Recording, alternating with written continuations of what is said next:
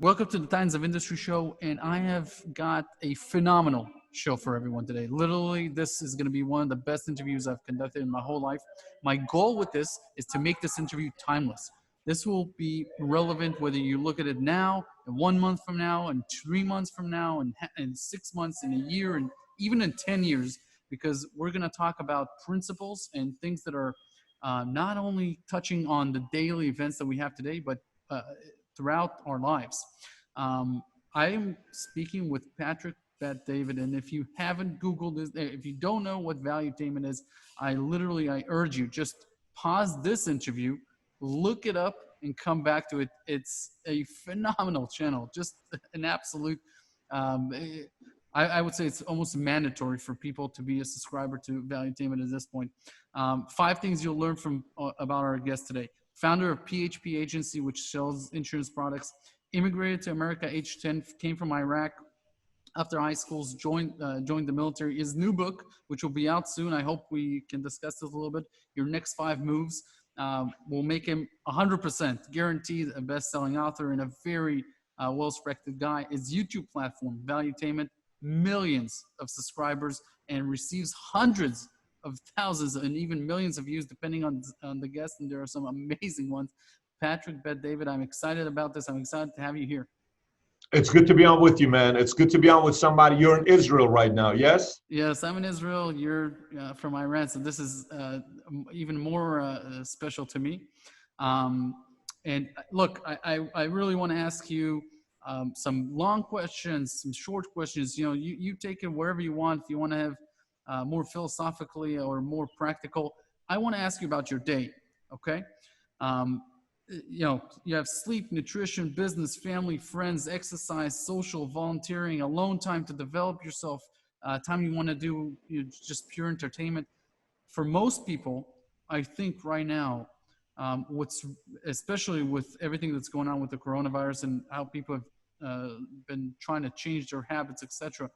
Can you talk about how you manage your day, how you optimize your day, but not only for the Patrick Bet-David that we're listening to right now, a very successful businessman, but also to the Pat David that was broke 10 years ago or 20 years ago when you just got started. Talk to us how you struggled to manage time before, you know, it was more of a luxury, you know, before you can say, okay, I want to do this, or I want to do this, or I want to offset this to somebody else, etc. Yeah, I think when you're younger, you think you have all the time in the world and you don't value it that much. Anything you don't value a lot, you will throw away that currency to anybody because you don't value it. I remember a story one time my dad told me. One time I was 6 years old. He said, I'm going to teach you about the value of money. I said, teach me about the value of money. He said, yes. He says, I'm going to teach you about earning. I said, tell me how I can learn about earning. He says, I'm going to first tell you a story about a kid. He says, okay. I said, okay, what is it? He said, so there's this one father that wants to teach his son about hard work. So he comes home one day, he tells his son, tomorrow I want you to make $5. He says, Dad, I'm only 6 years old. What do you mean I need to go make $5? He says, tomorrow I want you to go make $5. Okay. So dad goes to work, wife comes to the son says, Mom, you really want me to go outside in front of strangers and make $5? You don't want me to do that, do you?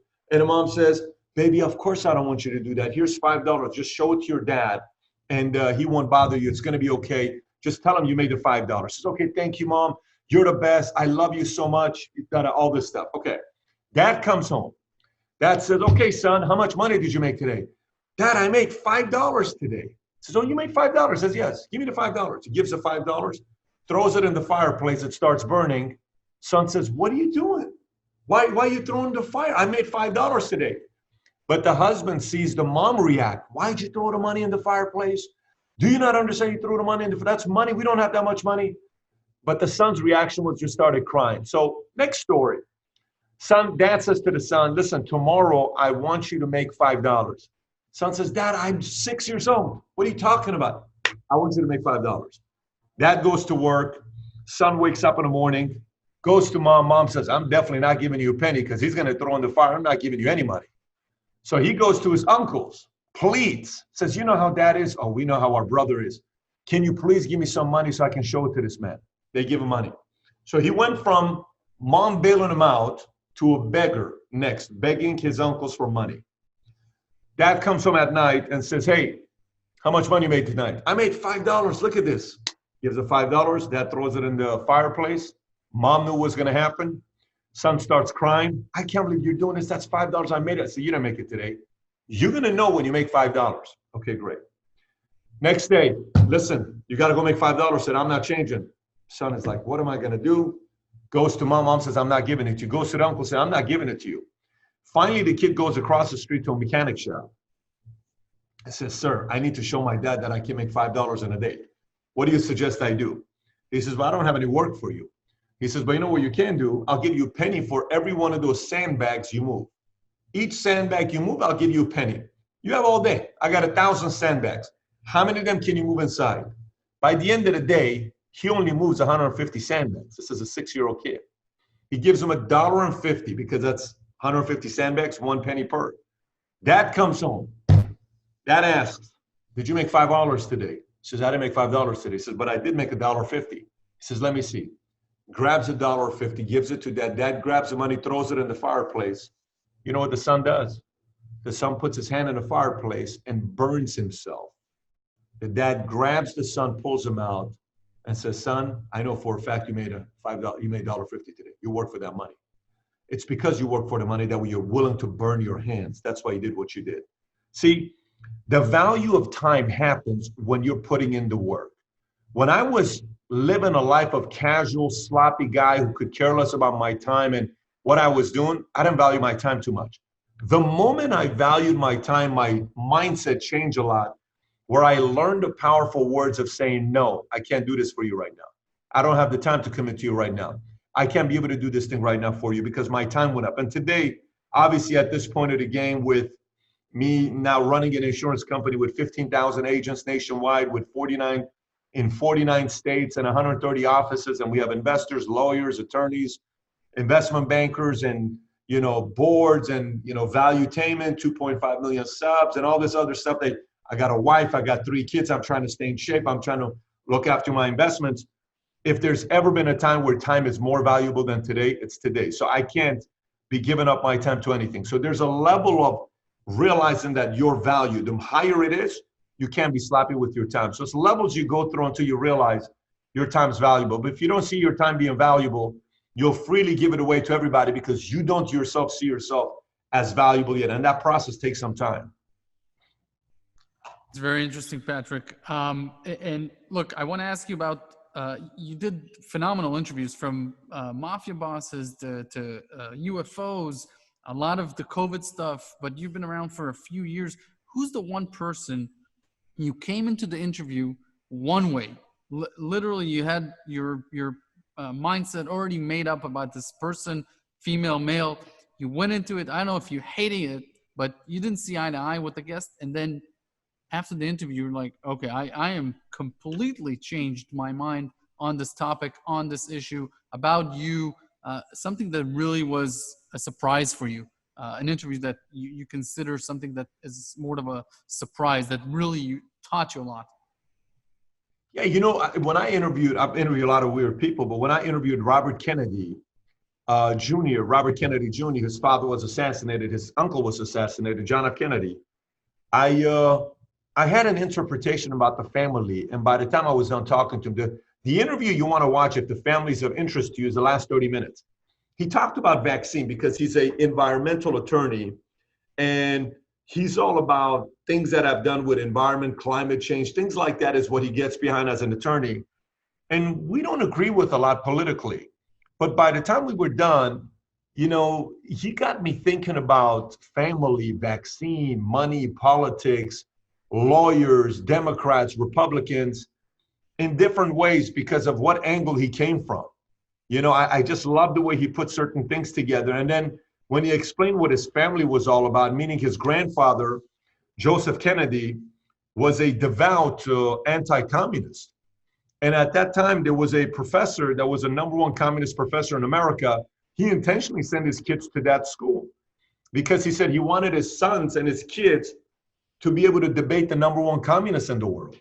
And when they went there and learned the arguments of a communist and made their argument even stronger of capitalism, So, again, I got a whole different perspective of the family. His grandfather, Joseph Kennedy, is typically frowned upon. People don't typically have a lot of good things to say about his grandfather, Joseph Kennedy. He was a bootlegger. He was this, he was that. And he gave a complete different perspective on the Kennedy legacy. Obviously, he's, going to be leaning towards his family and protect it because he is a Kennedy, but give me a complete different perspective. So I would say Robert Kennedy would be one of them. Okay. Now, completely different question. Do you believe in luck? And if so, in what way? Where does this come into your life?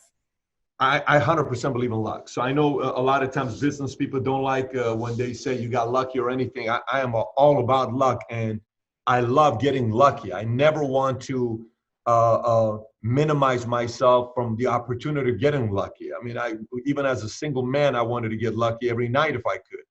And I want to get lucky as a businessman. I want to get lucky as anything I do, I want to get lucky. But like, for instance, my wife will say, it's crazy. You get pulled over so many times. I have, 25 speeding tickets in America. My license has been suspended multiple times. But, many times I've gone 120, 140 miles an hour and the cops pull me over and they let me go. And she says, I don't even know why they let you go. How do you get lucky all the time? I said, babe, I have no idea, babe. I mean, they pull me over and I tell them a joke and I'll tell the cop and say, hey, did you notice? I go faster than you can't race with me, can you? And the cop said, did you actually say that? I said, yeah, I was beating you, wasn't I? I was beating you by 40 miles. You got to kind of pick up your pace a little if you want to race with somebody like me.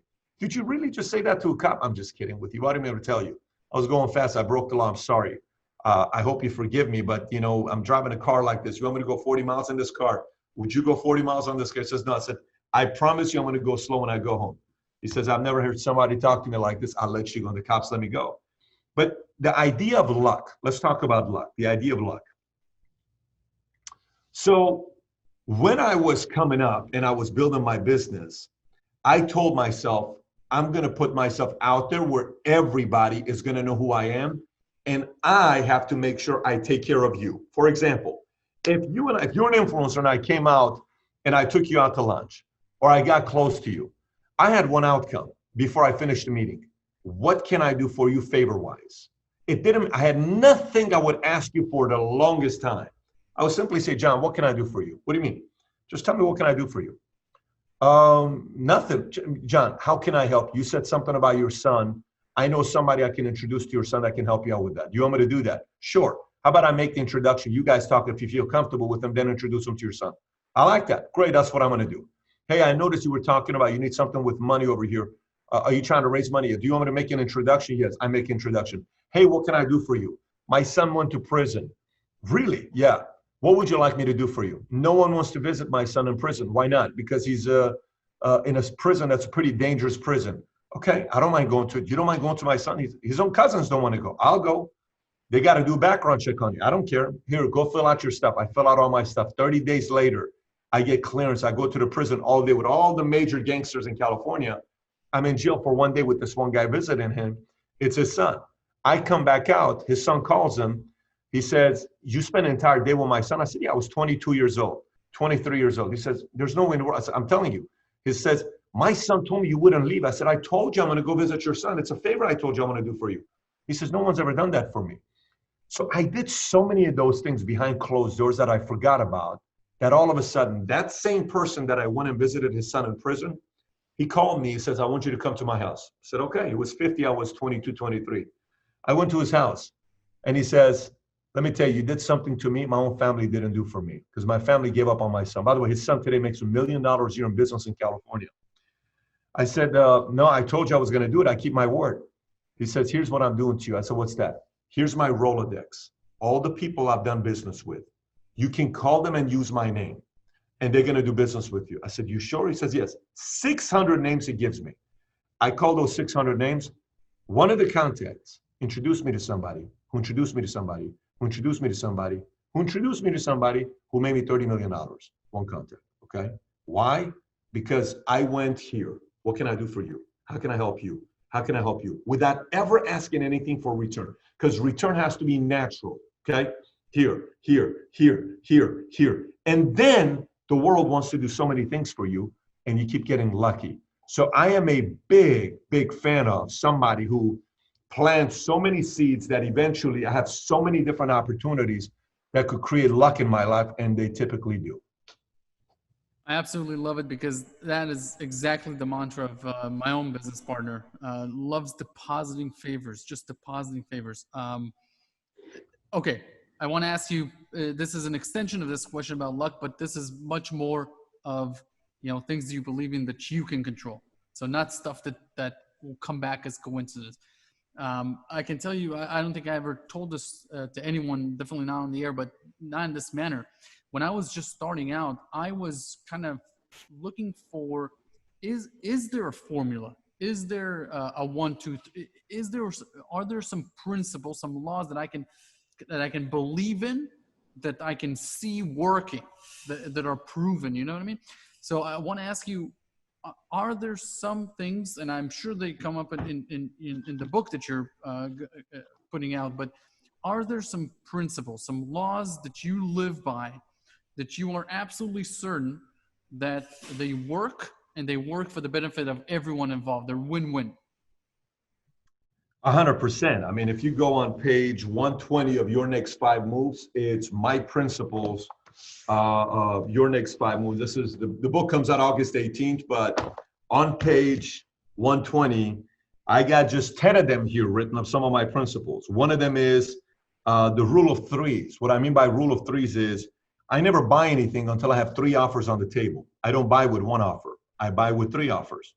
When I was looking for a wife, I was dating 4 girls at the same time, not sleeping with all of them, but I was dating 4 girls at the same time. And I had all of them read the same book, 101 Questions to Ask Before you Get Engaged. And each one of them was answering the questions, and we got together. I told them what I wanted to do as a family because I was ready to build a life. And one was Mrs. California. Another one was somebody that was very successful in business. Then there was another one. Then there was my wife. So we went through it, and then I said, based on this, I know myself. I know what I can't be around, and I know what's going to work for me. I bet on my wife, and we went and dated. A year and a half later, we got married. Today, we have 3 kids. Next week, it'll be 11-year anniversary, and if you ask anybody whether we were going to be married for 11 years or not, I guarantee you none of my friends, people at the wedding were betting under the table saying, I give this thing 6 months, because I'm a strong Middle Eastern man, and she's a very nice white girl that if you see her, you're like, there's no way in the world these two can end up together. But it ended up working that way because it was odds. So I like rule of 3. I don't buy anything unless I have 3 offers. I don't buy a building unless I have 3 offers. I don't buy a car unless I have 3 offers. I don't buy a house unless I have 3 offers. Everything I want 3 offers. If I have 3 offers, then I go make a decision. So if I'm looking to hire, when I would hire assistants, I never hired 1 assistant. I would always hire 2 or 3 assistants. And I would hire them at the same time. And they would all work together, and then I would keep 1 of them. When I hire salespeople, I hire them 3 at a time, and then I keep 1 of them 30 days later. Anything it was a rule of 3s that I followed. Another one is what I teach my kids on a daily basis, and this is very, very important that I think it applies in business as well. So in the world of business, if you're too naive and you get into the world of business, you're going to get crushed. You can't get in the world of business and be naive. I was naive. Let me explain to you what I mean by I was naive. I started my own insurance company. I'm out of 1 office in Northridge, California. I have 66 agents. No one knows who I am. I've never been on social media. I don't have a YouTube channel. The people in the financial industry know who I am, but no one else knows who Patrick Bet-David is. And I have a reputation in LA, and that's pretty much it, California. So when I'm starting out, a lot of my competitors were saying things like, look, we're rooting for you. We're so happy for you. We're so excited for you. We think you're going to do great. You're going to do awesome. You're going to do fantastic.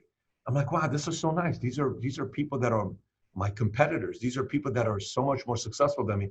I can't believe they're rooting for me. How amazing is life?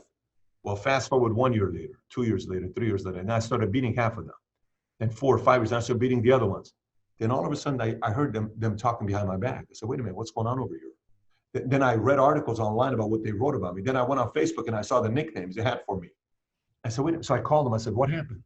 I'm the same guy. Now you're calling me this? What happened here? Well, it's not like that, but we have to do that because if we don't, if people from our company know that you're doing this, what if they leave us to you? So we honestly don't even know what we're doing. We just can't look like we like you right now because our clients might leave to us. You can't do that. That's manipulative to do that. It is what it is. We're just trying to protect our business. I said, I got it. So everyone loves you until you're competition. And unfortunately, most people don't like that because most people want to be liked by everybody. There's so many different things that I have in here that I follow that most people wouldn't even, they'd look at it and they'd say, how does this make any sense? My kids, there's a couple rules I have for my kids. Since they were 2 years old, everything with me is about negotiation. I'll explain it to you. If they wanted Lego, and we went, like last week, we went to a Lego store, and they said, we want to buy Lego. It's been a while. I said, no problem. They went to the Lego store. One of them bought a $100 Lego, another one bought an $80 Lego, and my baby bought a $40 Elsa Frozen Lego. And then we're coming home. They have it bagged. They're so excited. What do we need to do for this? I said, so here's what you need to do for this. The oldest, he has to read the whole Percy Jackson book. It's 5 books. He's got to finish all of them. You finish that, you get to play the Lego. Each book is 200 pages. The middle one has to read 10 books. And he has to finish 10 books because it's a $100 book, product we bought. So it's 1 book per $10. So he's buying a book. The youngest, who doesn't read yet, she needs to go through a certain time with pottying in the bathroom and all this stuff. And she knows what her responsibilities are. And it needs to be 4 straight weeks. So then they got that. After learning everything about earning, the one thing that always happens with me and the kids is negotiating.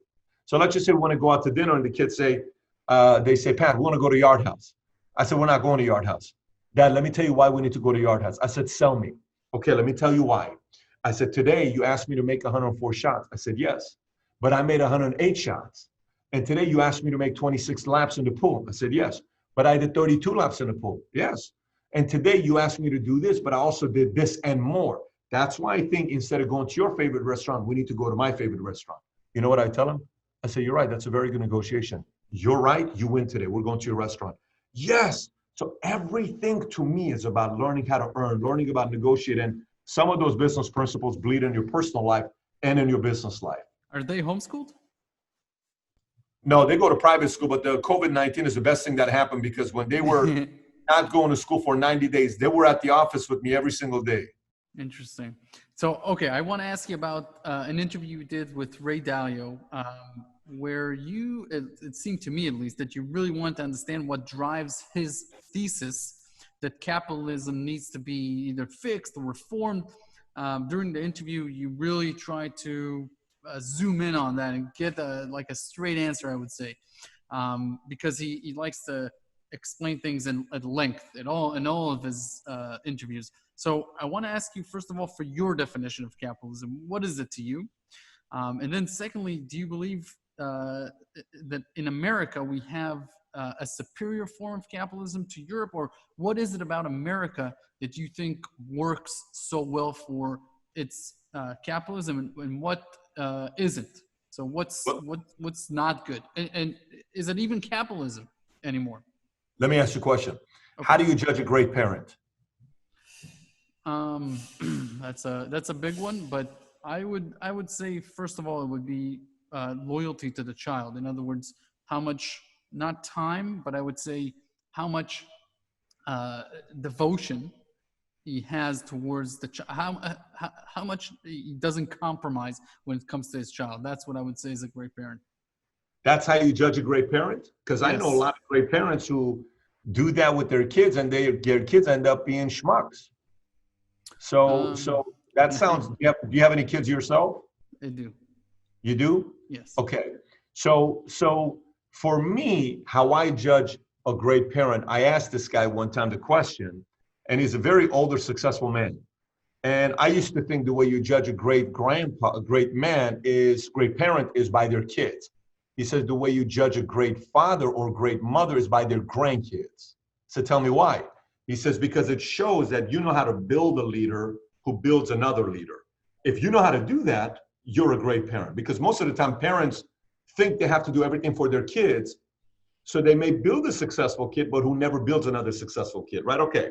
So what does that question have to do with you asking me about what my definition of capitalism is? It's very simple.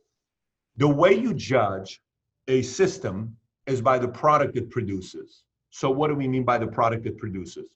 What country in the world has produced the most successful businesses that have advanced the world and the marketplace? What country And that country is what? USA. If you look at China, China's been around for a couple thousand years. If you look at US has been around for 244 years. Okay, 1776. Today, 244. That's how long US has been around, right? What has US produced and how has it impacted the world? Well, it produced Walmart. How many jobs did Walmart produce? 2.3 million jobs. Out of those 2.3 million jobs, 1.6 is in America. That means 700,000 jobs were created around the world that's not in America. Interesting. So Walmart helped the world economy. Okay. Google. Has Google impacted the world? Yes. Has Facebook impacted the world? Yes. Has Apple impacted the world? Yes. Has Amazon impacted the world? Yes. Has Ford Motor Company impacted the world? Yes. Has Elon Musk and Tesla impacted the world? Yes. You see where I'm going with this? I can go on and on and on and on and on, right? So if you look at US as a 244-year-old empire beating a 2,000-year-old empire who runs on a different economical system, who has 5 times the amount of people US has, how is this army beating this massive army of China? Because the economical system that America has ran for many, many years, it produces better results, that produces better results, that produces better results. That's what you call the United States of America with capitalism. It's the reason why I'm not in Iran and I'm living in US, because my family left Iran assuming US would be a better place to live. So capitalism, let's unpack capitalism. Capitalism is an economical system where a person can go out there and start a business or choose to be part of a company and run what they founder. And there's not that many regulation where they're suffocating, where I can go and compete with another John Doe who sells a coffee for $4.50, and I can make my coffee slightly better, taste better, and I can sell it for $3.50, and I can add a different twist to it. So I'm $1 cheaper, and I'm a better product, and I can take a market share from him, and he can get so upset with me that he can turn around and say, damn it, we've been selling this coffee for $4.50 all this time, but that guy across the street is doing it for $3.50 and his coffee's better. I think we have to bring the coffee down to $3.50. I just saved the customer $1 because of us producing a better product. That's capitalism. And the government has to set up in a way where I can compete with him or her without them, the government, trying to protect him. So that's capitalism. Now, numbers wise, when it comes down to taxes, you got to have a number percentage wise in taxes where a business owner is not suffocating. There's a lot of countries where I remember I was living in Woodland Hills and there was this one girl whose picture was everywhere in LA. Her picture was on every bench. I would look at every single bench, realtor, I can get you this, I can get you that. For 10 years, her picture is everywhere. One day I go to a restaurant and I see her and her husband. And I go up there, I say, no, it's crazy, I see your face everywhere. Oh yeah, you used to see my face everywhere. I said, I don't know if I've seen it lately. She says, yeah, because I'm no longer doing real estate. I said, but you were one of the best real estate agents local here. She said, yes. I said, why'd you stop? Look what she says to me. She says, because California raised the taxes to 57, 58%. I realized if I make $1 million, I'm only keeping $430,000 of it. Why would I run a business? I just decided to stay home, be a stay-home mom. Taxes caused her to no longer want to be an entrepreneur, instead to be a stay-home mom. So think about her motivations, like for every dollar I make, I only keep $4.43 of it. I'm not doing that. I'd much rather stay home. Where if for every dollar she made, she only paid 35 cents in taxes, she would have kept doing what she was doing, and there'd be another person in the economy creating jobs. So the idea with capitalism is to have a rate of taxes that is allowing the business owner to take the money and reinvest into the business and be able to pay better wages to its employees that are going above and beyond and compete with the marketplace. So one company doesn't become that big that they bully the customers with whatever prices they charge because they can, because the government's helping them out. So to me, that is what I call capitalism. Patrick, when you talk about all this, I want to ask you, are you concerned with the national debt? In other words, we have a situation in this country where if the government keeps on paying all of the entitlement programs, all of the defense programs, all of the education programs, it is spending around $1 trillion to $3 trillion more than it takes in taxes. So if taxes are too high as they are, In other words, if they disincentivize people as it is, what happens if taxes go even lower, or are in this country, or are they going higher? If they're going higher, will they be able to pay for all of these programs? What is the problem with the structure that has to do with the government? And do you consider that structure to be part of capitalism, or when you talk about capitalism, do you just mean the private sector? Listen, if in sports, I don't know if you follow sports or not. If in sports, if let's just say there is 40 teams out there, and I can make a million mistakes. If I can never lose, what's the motivation for the other guys to compete? Let me say this one more time. Say there's 40 teams in a league, but out of 40 teams in a league, 7 of them, no matter how bad of a decision they make, no matter how reckless they are, these 7 companies never lose. Why would the other 33 compete in the marketplace and get better? Why would they do it? So what am I saying here? See, the challenge with capitalism in America is the following. The government is not letting companies go out of business. Let me say that one more time. The government is not allowing certain companies to go out of business because behind closed doors, those same companies are buying people's campaigns. So because politicians are bought behind closed doors by these big companies, these politicians have to constantly bail these companies out because these politicians are purchased by these companies. And that's a very big problem that's taking place in America today. So for instance, right now, okay, we went through a pandemic that took place. Many of these companies who didn't save, they were about to go out of business, but the government came and bailed them out. Why are you bailing them out? What's your outcome of bailing them out? They made the mistake. When you build a business, you're told, save for a rainy day. You're told to have an emergency fund. This is a crisis. Yes, crisis happens. When the Great Depression happened, do you know how many companies were bailed out? None. Companies went out of business and America was okay. But the last 15 years, it's all been about bailing companies out. Why? Because they're favoring somebody, or it's a wink, wink, let me take care of you and you take care of me long term. And I'm not a fan of that. I don't think it's the right decision America's making because it's devaluing the dollar. We keep going into more quantitative easing.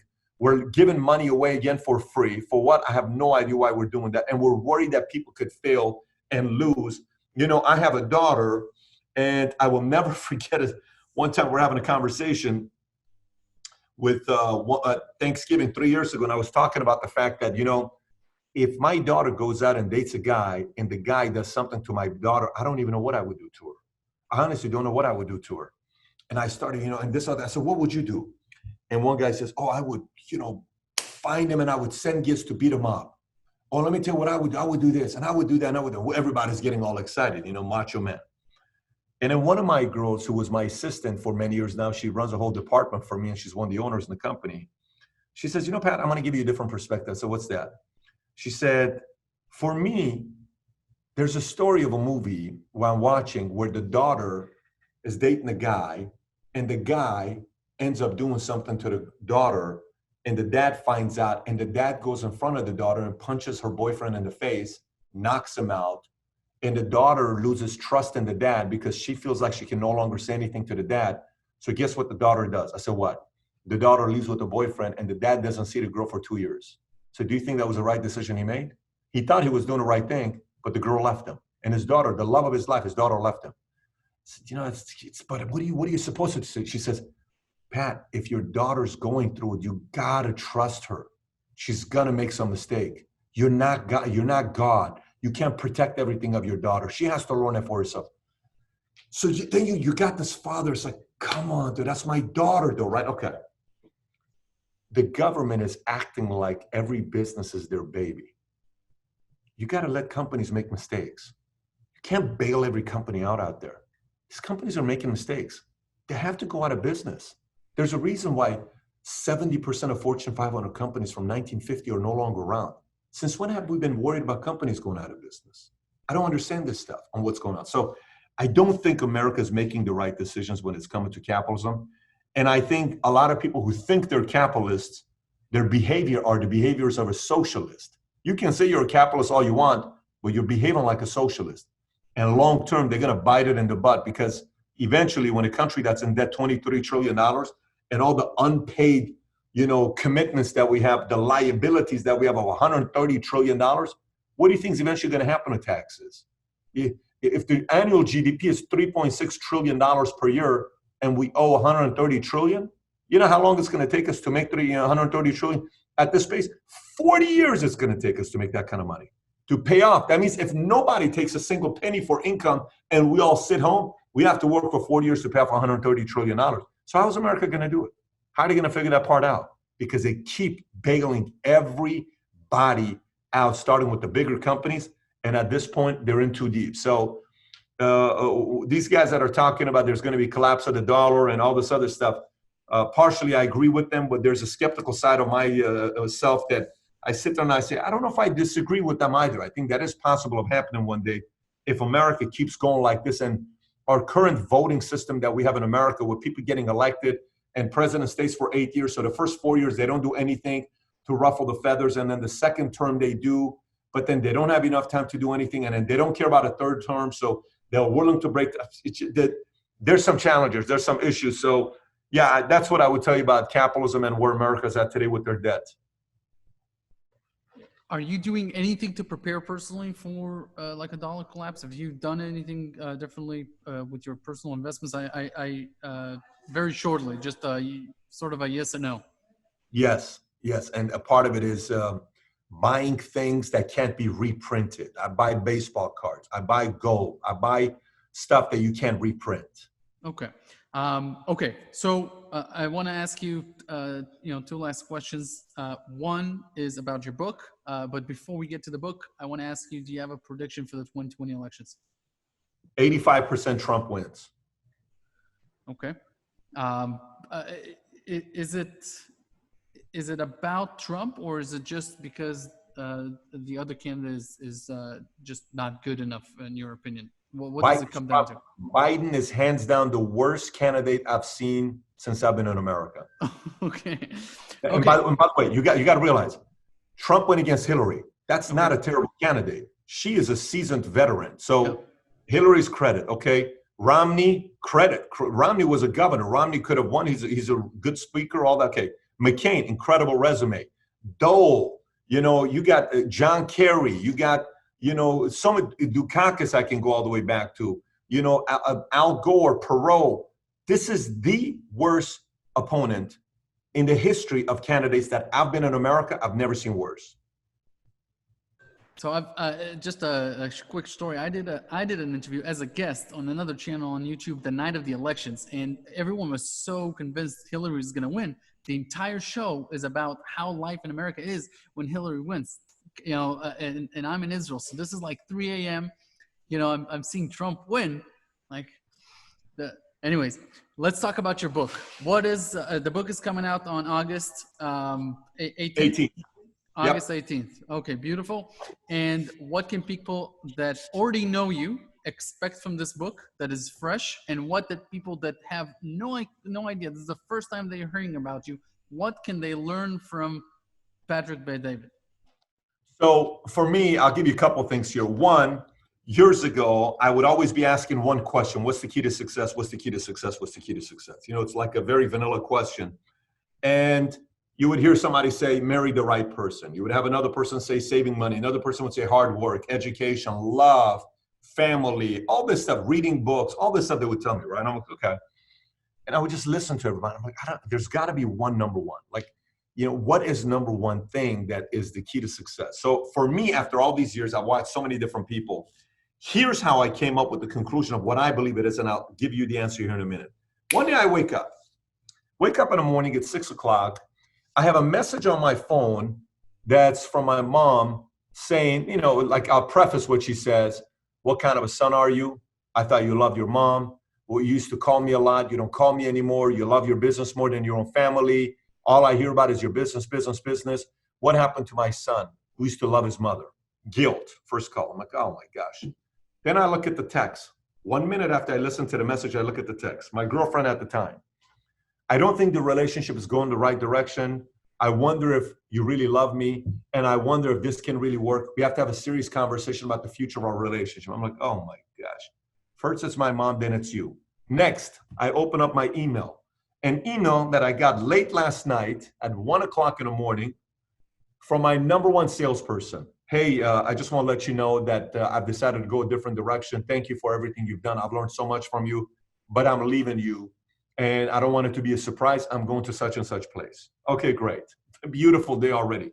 Then it comes the last email. And the last email is from a customer saying, I've decided to cancel my sale with you, and I'm going to the same competitor that my sales guy left to.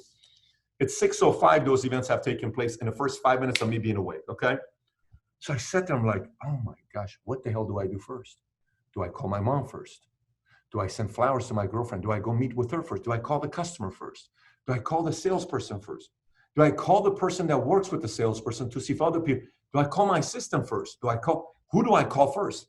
And in that moment is when I realized you have 10 different people who wake up with the same exact situation.